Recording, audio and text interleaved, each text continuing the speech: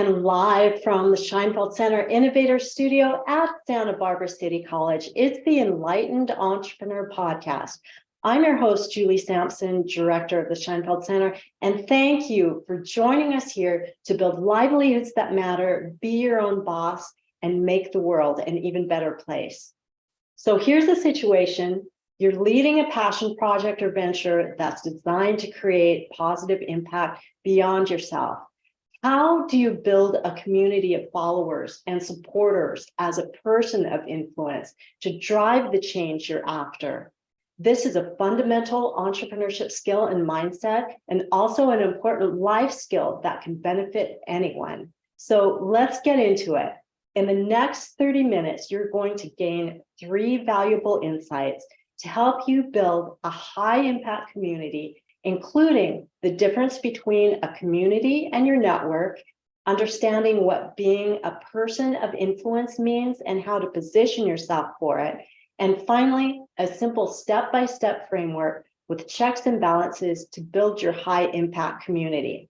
So starting from the beginning, what is a community and how does it differ from a network? Communities and networks are similar in that they involve connections with people, but the two are distinctly different, and it's important to know the differences and how each is unique and can serve you well. A community is a group of people with a shared purpose, structure, and engagement that cultivates a sense of belonging and strong bonds between members. A high impact community is one where the members create impact in alignment with the mission, values, and purpose of the community. An example is our passion project community at Santa Barbara City College, in which we're helping our campus members advance their passion projects while building in-demand entrepreneurship skills, help with career advancement, landing jobs and internships, and launching business ventures. A common misconception is that community building is just about increasing the size of the community. But in reality, it also involves cultivating the depth of the engagement among members.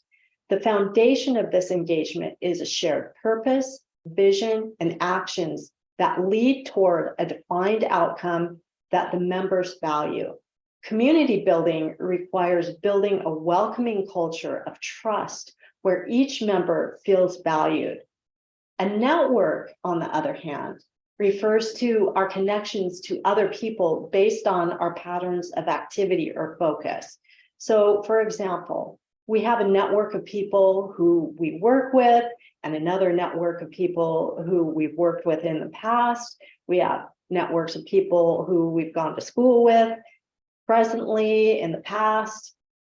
We have other networks with religious affiliations or spiritual affiliations, with people from a certain profession or allied professions.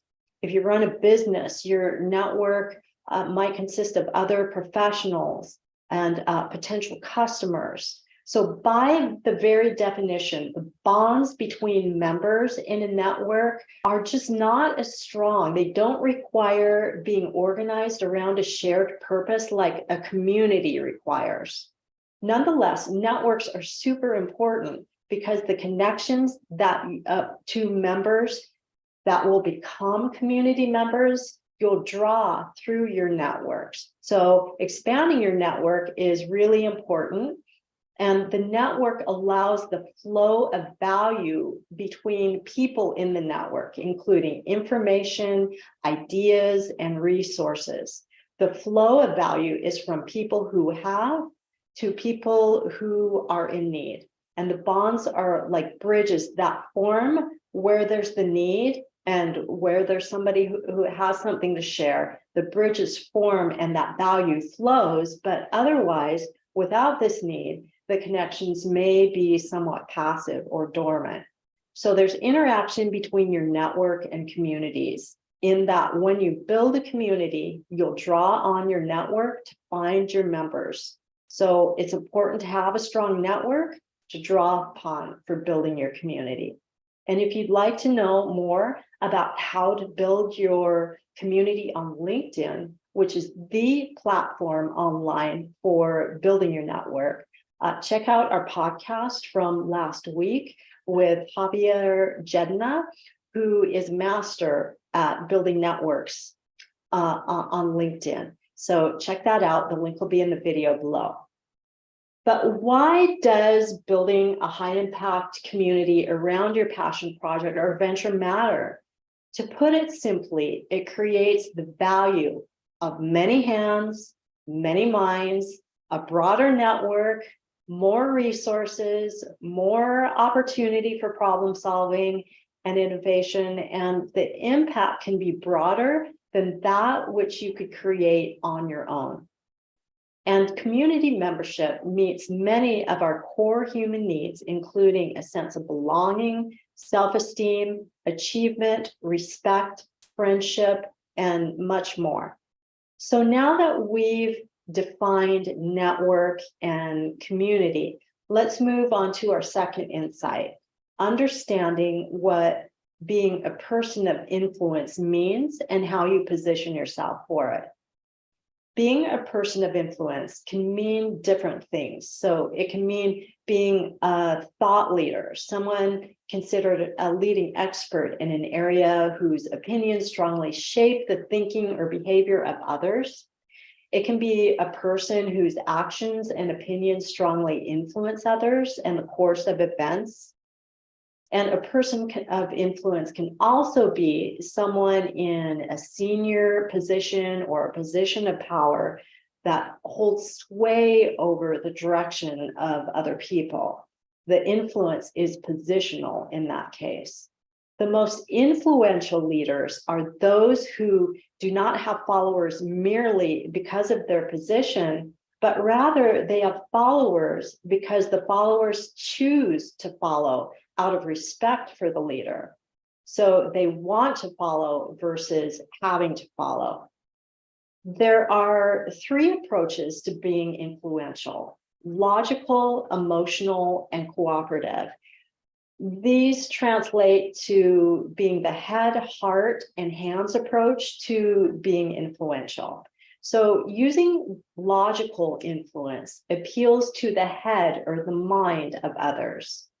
It connects your project or your venture, your idea, to people's rational and intellectual positions in their mind. For example, presenting an argument based on generating outcomes of community benefit, personal benefit, or both could be a way of being influential with the mind approach. Emotional influence appeals to the heart. So it connects your message, your project or venture to others' values and sense of purpose and goals, and it generates feelings of well-being, service, or a sense of belonging that appeals to people. It tugs at their heartstrings and therefore can be influential. The third type of influence is cooperative influence, which appeals to others using their hands or taking action. So this can include collaboration for things that your project or venture will enable people to do together. It can be consultations, such as ideas that you'll share together, or alliances that people will be able to experience, which are connections to others that have support and credibility towards your idea or project or venture. So an example is working together to accomplish a mutually important goal that extends a helping hand to others in the community, using key stakeholders in that community to move the concept forward. Leaders who are able to effectively use all three of these approaches will be more influential and be able to achieve their goals and objectives more successfully than leaders who lack that ability. So I was recently asked by a member of our Passion Project community how we can know which of the three approaches to use, like which will be the best approach to use in a given circumstance. And the answer to that is to know your audience. For your passion project or your venture or the idea that you are wanting to influence and move forward, have all three approaches prepared in the way that you convey that passion project, the venture or the idea. Have all three approaches prepared so that you're able to go in through any of these doorways to meet the audience that you're trying to attract, that you're wanting to come on board as a member. So you'll notice that with potential members of your community, that they go through different stages and they might need a different approach, a different type of influence as they move through those stages. So for instance, when people first learn about your community, they might come and visit. So we can look at them as visitors. So they're new guests to the community. They're unfamiliar with it, and they're just checking it out. And then as a member progresses, they might become a ghost member, where they feel some affinity to your community, but they're not actively present and they're not actively engaged, but internally, they're feeling some kind of connection. And then there are passive members. These are members who they're present in the room, they're present when your community meets, but they're not really actively engaging yet. And then there are active members who are present and actively engaged. Now, of course, a community establishes itself when there is a strong set of active members who are highly engaged and highly aligned with your vision and passion. But in order to build active members, they might need to pass through any or all of these stages before they become active. So it's important to know who they are and know that these stages exist, and not just write off people of, oh, they might not be interested. There could be people out there who have heard about your community, who have connected with it in some way, who feel an affinity towards it, but they have not yet taken the step to be actively engaged. So it's important to keep everyone in the circle and keep the invitation and the welcoming of people to come and join and be more active and participatory.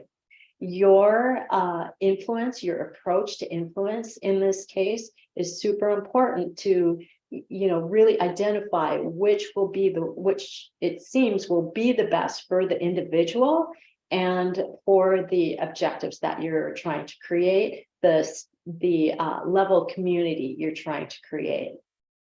The speed at which individuals transition through these stages of membership is highly dependent on a few key factors, including the resonance of your vision and passion with that individual, the perceived usefulness of the community to the individual, and also their trust level in your community and the other members in your community. One of the questions that I got from our passion project community is how we can build trust as leaders of influence in our community. Interestingly, Google did a research study involving 180 teams from Google to identify why some teams could produce outcomes well beyond expectations while others fell short. And they examined multiple factors among team members, including skill sets, what departments they were from, whether they were introverted or extroverted, their IQ, the balance of genders on the team, the friendliness of their conversations versus the more business-like conversations, and so much more. And it turns out that absolutely none of these factors emerged as determinants of whether the composition of the team made any difference in whether the team would succeed or fail. So Google started looking not at the team's individual participants, but at the culture they created, composed of both written and unwritten norms for behavior. And there they found the secret. The teams that outperformed all others valued psychological safety, and they built a sense of trust among members. They exemplified what Harvard Business School professor Amy Edmondson identified as the main feature of psychological safety: a shared belief it's a safe place to take interpersonal risk in their interactions. These were teams where anyone could express an idea without fear of embarrassment.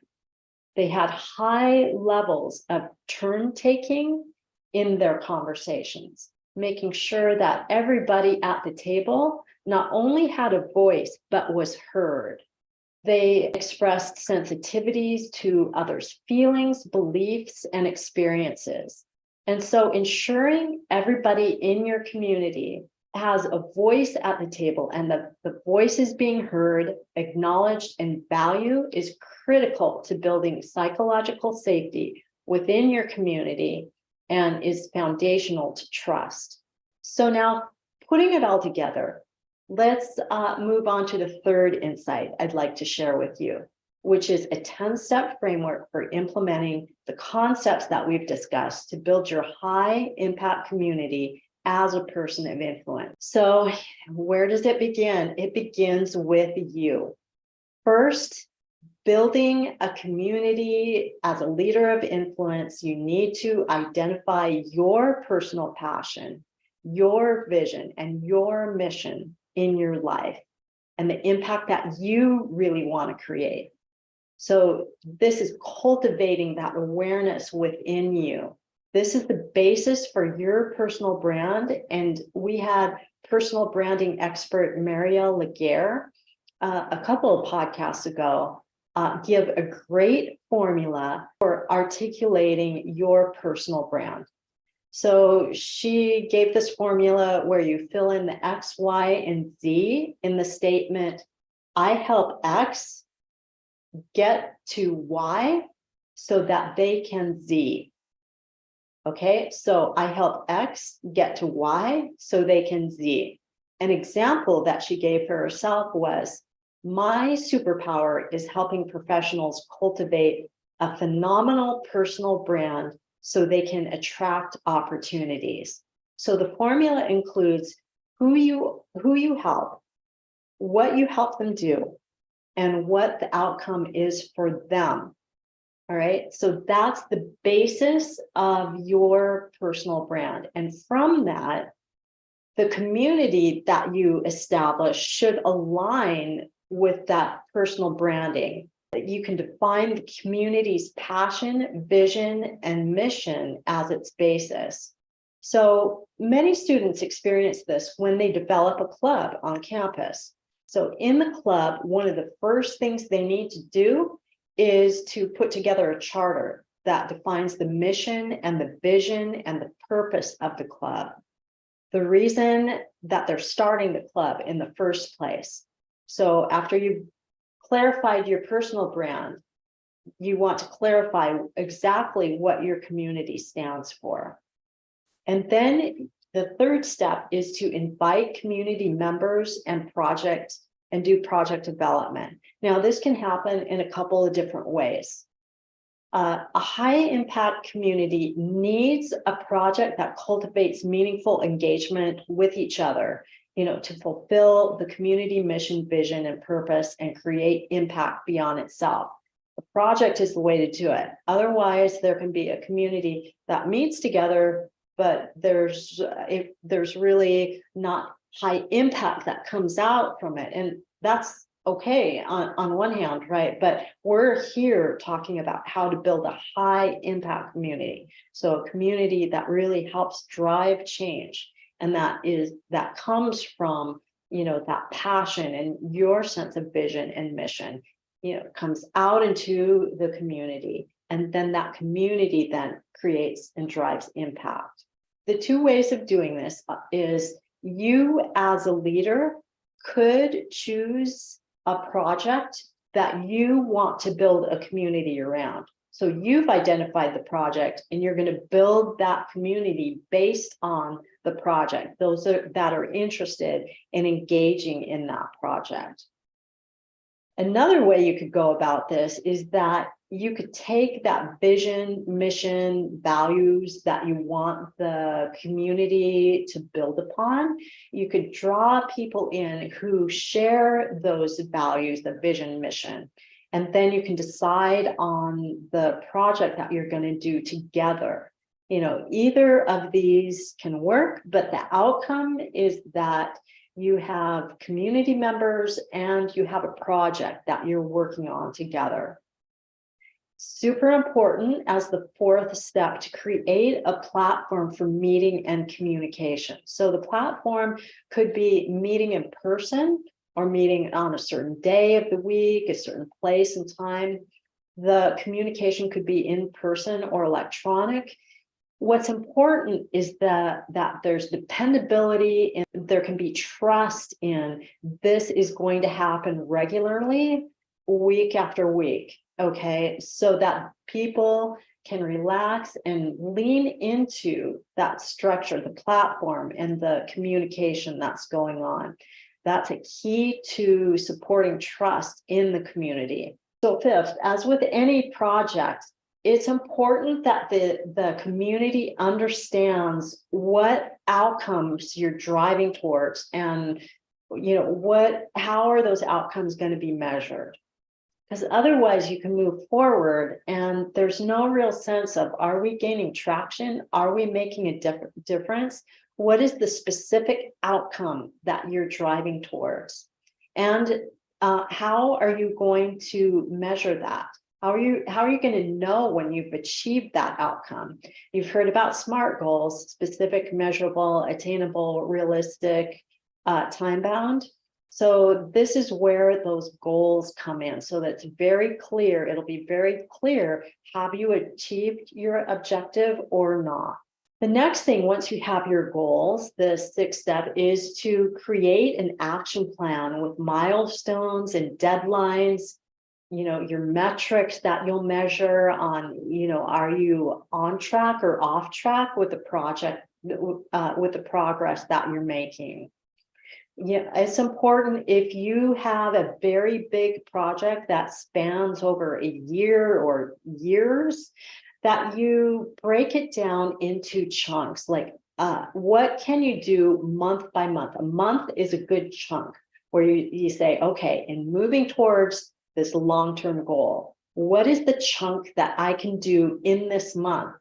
And it's by stacking those chunks next to each other month by month that you start making traction and progress. And that's so important to the livelihood of the community. It's that sense of we're doing something together that can really infuse vitality in the community and keep members engaged.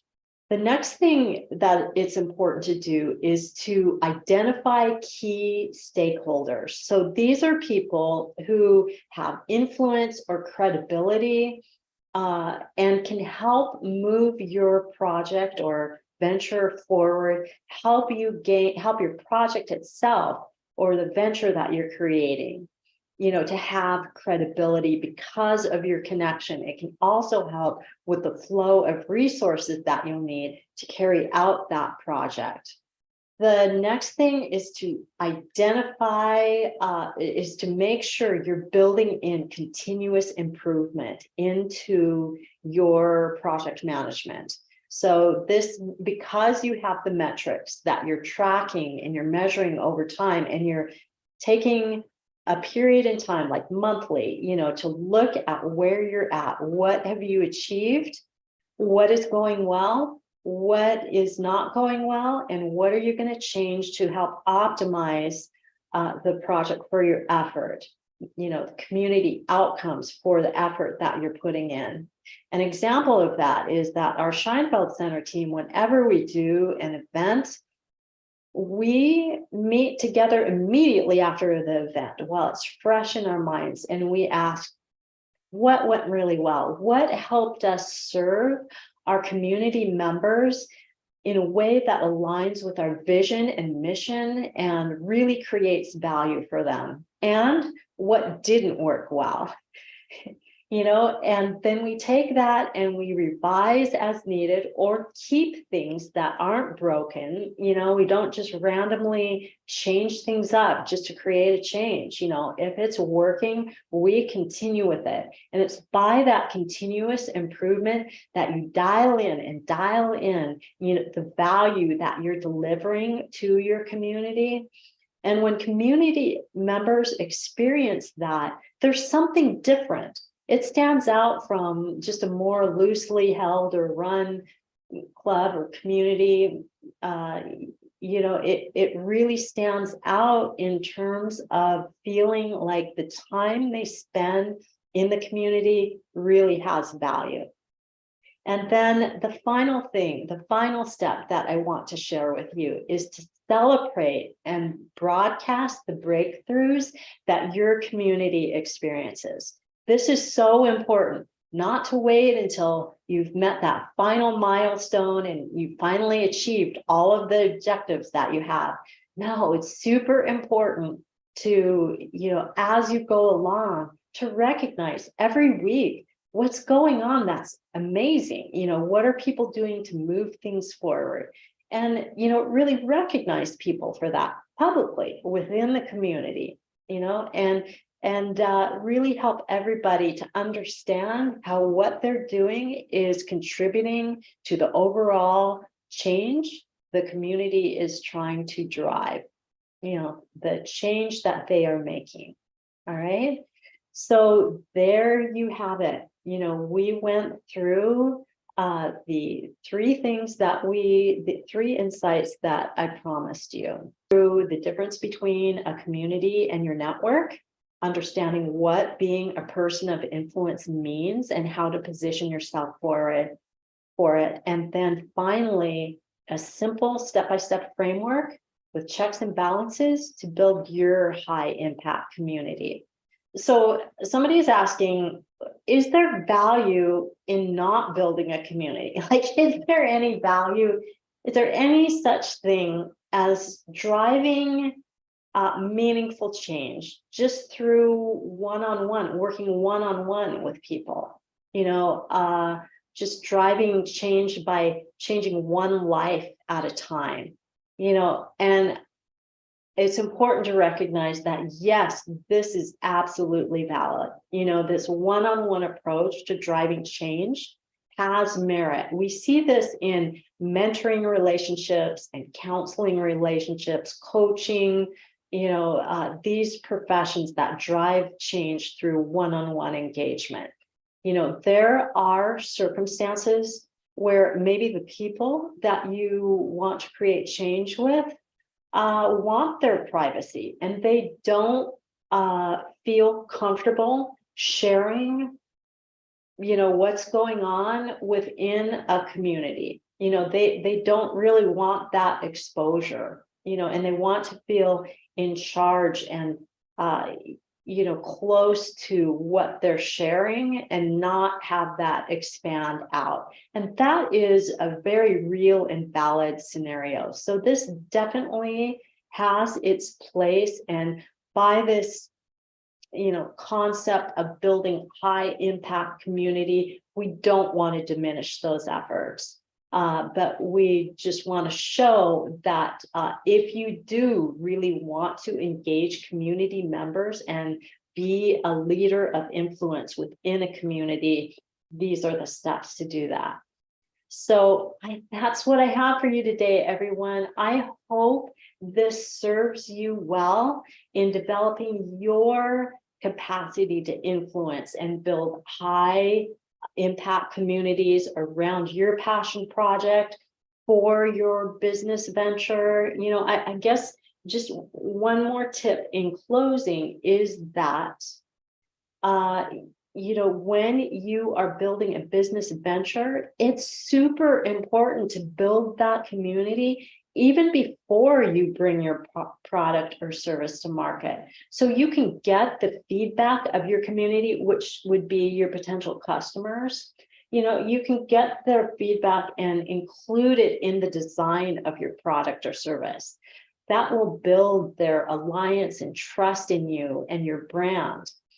So this can serve you well no matter what you're trying to do, a project, building a venture, in either scenario. So thanks so much for tuning in, everyone. We hope to see you next week, or actually after spring break when we come back, so that we can share more of helping you bring more of you to life. Thanks, everybody. Have a great weekend. Take care.